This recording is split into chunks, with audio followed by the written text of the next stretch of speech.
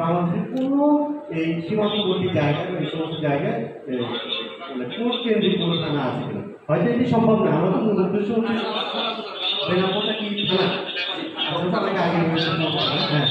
তো আমাদের তো যদি আমরা প্রস্তাব দেবো যদি আমরা প্রাথমিকভাবে অ্যাটলিস্ট আমরা তদন্ত কেন্দ্র পাই বা পুলিশ ক্যাম্প এটি করা যায় কিনা আমি আমার জায়গা থেকে প্রস্তাব দেবো।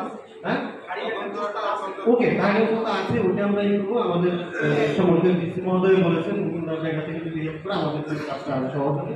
তো পরিশেষে আমি সবার মঙ্গল কামনা করছি এবং আইন শৃঙ্খলা পরিস্থিতি সমুন্নত রাখার জন্য আপনাদের যে জায়গা থেকে যতটুকু অসুবিধা হয় আমাকে জানাবেন।